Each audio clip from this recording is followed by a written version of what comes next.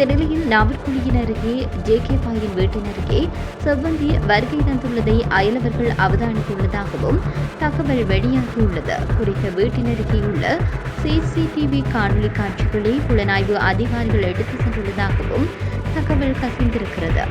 செவ்வந்தி யாழ்ப்பாணத்தில் தங்கியிருந்த வீட்டில் புள்ளிகள் அமைப்பு பயன்படுத்திய 2 கைத்துப்பாக்கிகள் மற்றும் வெடிமருந்துகள் கண்டுபிடிக்கப்பட்டுள்ளதாக கொழும்பு குற்றப்பிரிவு தெரிவித்துள்ளது. கொழும்பு சிங்கள ஊடகம் ஒன்று வெளியிட்ட செய்தியில் இந்த விடயம் தெரியவந்தது.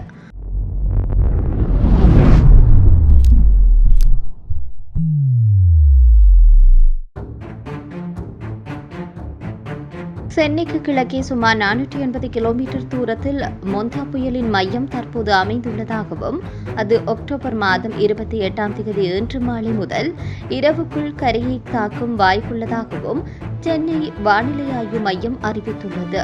தென்கிழக்கு வங்கக்கடலில் உருவான ஆழ்ந்த காற்றழுத்த தாழ்வு மண்டலம் புயலாக வலுப்பெற்று தற்போது சென்னையிலிருந்து கிழக்கு தென்கிழக்கே 480 கிலோமீட்டர் தொலைவில் உள்ளது. இது காக்கிநாடாவில் இருந்து தெற்கு தென்கிழக்கே 530 கிலோமீட்டர், விசாகப்பட்டினத்திலிருந்து தெற்கு தென்கிழக்கே 560 கிலோமீட்டர் மற்றும் போர்ட் பிளேரிலிருந்து தெற்கே 890 கிலோமீட்டர் தூரத்தில் அமைந்துள்ளது. இதன்போது மொந்தா புயல் மணிக்கு சுமார் 17 கிலோமீட்டர் வேகத்தில் நகர்கின்றது. இது வடமேற்கு திசையில் நகர்ந்து நாளை காலை தீவிர புயலாக வலுப்பெற்று மசூலிப்பட்டினம் கலிங்கப்பட்டினம் இடையிலான ஆந்திர கடலோர பகுதியில் காக்கிநாடா அருகே மாலை முதல் இரவுக்குள் கரையை அடைய வாய்ப்புள்ளது. அப்போது காற்றின் வேகம் மணிக்கு 90 முதல் 100 கிலோமீட்டர் வரை, சில சமயங்களில் 110 கிலோமீட்டர் வரை வீசக்கூடும் என கணிக்கப்பட்டுள்ளது. சென்னை, செங்கல்பட்டு, காஞ்சிபுரம், திருவள்ளூர், ராணிப்பேட்டை மாவட்டங்களுக்கு மிக கனமழைக்கான எச்சரிக்கை வெளியிடப்பட்டுள்ளது. மேலும் நீலகிரி, கோயம்புத்தூர் மலைப்பகுதிகள், கடலூர், விழுப்புரம், திருவண்ணாமலை, வேலூர் மாவட்டங்கள் மற்றும் புதுச்சேரியிலும் கனமழை பெய்ய வாய்ப்புள்ளது. திருவள்ளூர் மாவட்டத்தில் கனமழை முதல் மிக கனமழையும், சென்னை, செங்கல்பட்டு, காஞ்சிபுரம், ராணிப்பேட்டை, தேனி, தென்காசி, திருநெல்வேலி மலைப்பகுதிகள் மற்றும் கன்னியாகுமரி மாவட்டங்களில் சில இடங்களில் கனமழையும் பெய்யக்கூடும் என தெரிவிக்கப்பட்டுள்ளது. தமிழகத்தில் அக்டோபர் மாதம் 1ஆம் தேதி முதல் இன்று வரை வடகிழக்கு பருவமழை சாதாரணத்தை விட 57% அதிகமாக பெய்துள்ளது. வழக்கமாக 144 மில்லிமீட்டர் மழை பதிவாகும் நிலையில் இவ்வாண்டு இதுவரை 227 மில்லிமீட்டர் மழை பதிவாகியுள்ளது. மாநிலத்தின் 18 மாவட்டங்களிலும் வழக்கத்தை விட அதிக மழை பெய்து வருகிறது. இதேவேளையில் நாட்டில் கடந்த சில வாரங்களாகவே போதைப் பொருளுடன் தொடர்புடையவர்களும் அவர்களை பற்றிய செய்திகளுமே தற்போது வரை பேசுபொருளாகியுள்ளது. கனேமுலச்சஞ்சீவ கொலையுடன் தொடர்புடைய இசாரா செவ்வந்தி கைது செய்யப்பட்ட நிலையில் தற்போது வரை பல திடுக்கிடும் தகவல்கள் வெளிவருகின்றது. தென்னிலங்கையில் எந்த குற்றச்சாட்டுகள் முன்வைக்கப்பட்டாலும் அந்த விடயத்தில் தமிழர் பகுதியில் வந்து முடிகிறது. அந்த வகையில் இந்த விடயத்திலேயும் யாழை சேர்ந்த ஜேகேபாய் மற்றும் ஆனந்தனின் போர் தொடர்புடையவர்களாக சந்தேகிக்கப்பட்டுள்ளது. தென்னிலங்கையில் எந்த குற்றச்சாட்டுகள் முன்வைக்கப்பட்டாலும் அந்த விடயங்கள் தமிழர் பகுதியில் வந்து முடிகிறது. அந்த வகையில் இந்த விடயத்திலேயும் யாழை சேர்ந்த ஜேகேபாய் மற்றும் ஆனந்தனின் போர் தொடர்புடையவர்களாக சந்தேகிக்கப்படுகின்றனர். இந்த நிலையில் நாவற்குழியின் அருகே ஜேகேபாயின் வீட்டின் அருகே செவ்வந்தி வருகை தந்துள்ளதை அயலவர்கள் அவதானித்துள்ளதாகவும் தகவல் வெளியாகியுள்ளது. குறித்த வீட்டின் அருகேயுள்ள சிசிடிவி காணொலி காட்சிகளை புலனாய்வு அதிகாரிகள் எடுத்துச் சென்றுள்ளதாகவும் தகவல் கசிந்திருக்கிறது. இதேவேளையில் தற்போது போலீஸ் காவலில் உள்ள ஒரு குற்றவாளியான கேகல்பத்ர பத்மியுடனான தொடர்பில் நடிகை ஸ்ரீமாலி பொன்சேகாவிடம் குற்றப்புலனாய்வு துறையினர் விசாரணை நடத்தியுள்ளனர். கேகல்பத்ர பத்மி மீதான விசாரணை தொடர்பாக வாக்குமூலம் பதிவு செய்ய அவருக்கு அழைப்பு விடுக்கப்பட்டிருந்ததை தொடர்ந்துதான் இந்த விசாரணை நடைபெற்றுள்ளது. கேகல்பத்ர பத்மியுடன் அவர் நடிகை ஸ்ரீமாலி பொன்சேகா இருக்கின்ற புகைப்படம் வெளியானதை தொடர்ந்து விசாரணைக்கு அழைக்கப்பட்டிருந்தார்.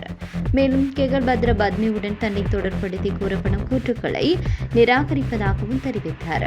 கேகல்பத்ர பத்மிவை தனக்கு தெரியாத ஒரு முறை துபாயில் என் குடும்பத்துடன் ஒரு புத்தாண்டு நிகழ்வில் கலந்து கொண்டேன். பலர் எங்களுடன் புகைப்படம் எடுத்துள்ளார்கள். அவர்களில் இருந்தார்கள். ரசிகர்கள் படங்களை கேட்டால் நாங்கள் மறுக்கவில்லை என்று அவர் விளக்கியிருக்கின்றார். சமூக வலைதளங்களில் என்ன சொல்லப்படுகிறது என்பது எனக்கு தெரியும். ஆனால் வதந்திகள் என் பெயரையோ அல்லது நம்பிக்கையோ கெடுக்க நான் அனுமதிக்க மாட்டேன் என்று குறிப்பிட்டார். கடந்த வாரம் இதேபோன்ற மொடல் பியூமி கன்சமாளி அவர் மீதான விசாரணை நடத்தப்பட்டிருந்ததும் குறிப்பிடத்தக்கது. இதேவேளையில் புலிகளுக்கு பின்னர் வரலாற்றில் ஏற்பட்டுள்ள பயங்கர உயிராபத்தான சூழல் ஏற்பட்டுள்ளதாக உதயன் கம்மன்பில தெரிவித்தார். ஒன்றிணைந்த எதிர்க்கட்சிகள் இன்று நடாத்திய மக்கள் குரல் என்ற துணைப்பொருளில் நடைபெற்ற செய்தியாளர் மாநாட்டில் உரையாற்றும் போது இதனை தெரிவித்தார். வெலிகம பிரதேச சபை தலைவர் கொலை செய்யப்படுவதற்கு முன்னர் அவர் ஒரு குற்றவாளியாகத்தான் பார்க்கப்பட்டார். குற்றம் நிரூபிக்கப்படவில்லை. அவ்வாறு நீதிமன்றத்தில் குற்றம் நிரூபிக்கப்பட்டாலும் மரண தண்டனை விதிக்க முடியாது. அதற்கு ஜனாதிபதியின் ஒப்புதல் அவசியம். இவ்வாறாக நிறைய விடயங்கள் இருக்கிறது. அப்படியென்றால் நீதிமன்றம் ஜனாதிபதியின் சர்வாதிகார பலமுறை அனைத்தும் பாதாள குழுக்களுக்கு தாரைவார்க்கப்பட்டுள்ளதாகவே தோன்றுகின்றது.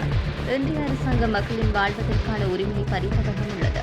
அரசாங்கத்தில் நகரசபை தலைவர் ஒருவர் குறிப்பிட்டார், 1,00,000 பேரை கொலை செய்தாவது ஆட்சியை தக்க வைப்பதாக. அதன் முதல் கொலையா வெலிகம பிரதேச சபை தலைவர் என கேட்க தோன்றுகின்றது. இலங்கை போலீஸ் என்று ஹிட்லரின் போலீஸ் போல் ஆகிவிட்டதா? அன்று தங்களின் தனிப்பட்ட கருத்து வேறுபாடுகளை மறந்து பெசிட் வாதத்தை முறியடித்து ஜனநாயகத்தை காப்பாற்ற ஒன்றிணைந்தனர். அதேபோல இன்றும் இலங்கையில் பெசிஸ்ட் வாதம் அதிகரித்துள்ளது. ஜனாதிபதி அனுகுமார திசாநாயக்கவின் உள் தூங்கிக் கொண்டிருந்த ஹிட்லர் விழித்துக் கொண்டார் போல் தெரிகிறது. இதனால் பொறுப்புள்ள எதிர்க்கட்சி என்ற வகையில் எங்களின் அரசியல் சித்தார்த்தங்களை மறந்து ஒன்றிணைந்து இதற்கு எதிராக போராட உள்ளோம் என்று தெரிவித்தார். இதேவேளை கனிமுல சஞ்சீவு சுட்டுக் கொல்லப்பட்ட வழக்கில் முக்கிய சந்தேக நபரான இசாரா சிவந்தி யாழ்ப்பாணத்தில் தங்கியிருந்த வீட்டில் புலிகள் அமைப்பு பயன்படுத்திய 2 கைத்துப்பாக்கிகள் மற்றும் வெடிமருந்துகள் கண்டுபிடிக்கப்பட்டுள்ளதாக கொழும்பு குற்றப்பிரிவு தெரிவித்துள்ளது. கொழும்பு சிங்கள ஊடகம் ஒன்று வெளியிட்ட செய்தியில் இந்த விடயம் தெரியவந்தது. அழுத்கடை நீதிமன்ற வளாகத்திற்குள் கனிமுல சஞ்சீவு சுட்டுக் கொலை செய்யப்பட்ட பின்னர் முக்கிய சந்தேக நபரான இசாரா சிவந்தி யாழ்ப்பாணத்தில் வீடொன்றில் தலைமறைவாகி இருந்த நிலையில் படகு மூலம் இந்தியாவிற்கு தப்பி சென்றார். இதனையடுத்து அவர் நேபாளத்தில் கைது செய்யப்பட்டு நாட்டிற்கு அழைத்து வரப்பட்ட நிலையில் விசாரணையின் அடிப்படையில் யாழ்ப்பாணத்தில் தலைமறைவாகியிருந்த வீடும் சோதனைக்கு உட்படுத்தப்பட்டது. இந்த நிலையில் குறித்த வீட்டின் புலிகள் அமைப்பு பயன்படுத்திய 2 கைத்துப்பாக்கிகள் மற்றும் வெடிமருந்துகள் கண்டுபிடிக்கப்பட்டுள்ளதாக கொழும்பு குற்றப்பிரிவு தெரிவித்தது. இதனையடுத்து சம்பவம் தொடர்பில் முன்னாள் புலிகளுடைய உறுப்பினர் என்று சந்தேகிக்கப்படும் நபரும் போலீசாரினால் கைது செய்யப்பட்டுள்ளார். சந்தேக நபர்களுடன் 2 வெளிநாட்டு தயாரிப்பு கைத்துப்பாக்கிகள், 2 மேகசின்கள் மற்றும் 7 9mm உயிருள்ள வெடிமருந்துகள் கண்டுபிடிக்கப்பட்டுள்ளது. சந்தேக நபருக்கு துப்பாக்கிகளை வழங்கிய முன்னாள் புலி உறுப்பினர் வவுனியாவில் புளியங்குளம் பகுதியில் கைது செய்யப்பட்டுள்ளார். இசாரா சிவந்தி நாடு கடத்தல் சம்பவம் தொடர்பாக இதுவரை 10 பேர் போலீசாரினால் கைது செய்யப்பட்டுள்ளனர். மேலும் படகுகளை வழங்கி கைது செய்யப்பட்ட நபர் 52 வயதுடையவர். அதே நேரத்தில் அவருக்கு துப்பாக்கிகளை வழங்கிய நபர் 43 வயதுடையவர் என்பது குறிப்பிடத்தக்கது. இதேவேளையில் இலங்கையில் வாகனங்களின் விலை கணிசமாக குறைந்துள்ளதாக, இதனால் வாகனங்களை வாங்குவோருக்கு இதுவே சிறந்த நேரம் என்று வாகன இறக்குமதியாளர்கள் சங்கத்தின் உபத்தலைவர் தெரிவித்தார். நிதி கொள்கைகள் மற்றும் சந்தை நிலவரங்கள் காரணமாக வாகனங்களுடைய விலை குறைவடைந்துள்ளதாக அவர் மேலும் தெரிவித்தார். ஊடகம் ஒன்றுக்கு வழங்கிய சேவையில் அவர் இந்த விடயத்தை தெரிவித்தார்.